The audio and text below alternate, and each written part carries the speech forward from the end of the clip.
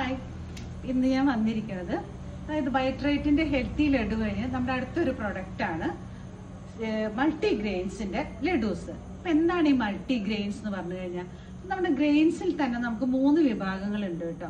ഒന്ന് പൾസസ്, പിന്നെ സെറിയൽസ്, അതുപോലെ തന്നെ അടുത്തത് മില്ലറ്റ്സ്.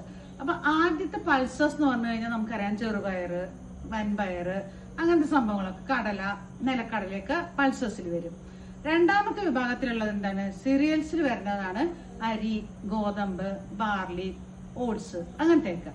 പിന്നെ അടുത്തത് മില്ലറ്റ്സ് ആണ് കേട്ടോ. മില്ലറ്റ്സ് നമുക്കറിയാം ചാമ, റാഗി, അതുപോലെ തന്നെ ഫിംഗർ മില്ലറ്റ്സ് ഉണ്ട്, ഫോക്ടെയിൽ മില്ലറ്റ്സ് ഉണ്ട്, അങ്ങനെ കുറെ മില്ലറ്റ്സ് ഉണ്ട്.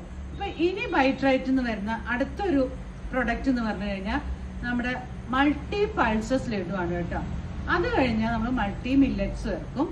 അപ്പോൾ എല്ലാവരും വാങ്ങുക, ടേസ്റ്റ് ചെയ്യുക. ഇപ്പൊ ഹെൽത്തി ലഡു നമ്മുടെ ഒരു നല്ലൊരു സക്സസ് ആയിരുന്നു. അതേപോലെ തന്നെ നമുക്ക് മൾട്ടി പൾസസും സക്സസ് ആക്കാം. Thank you.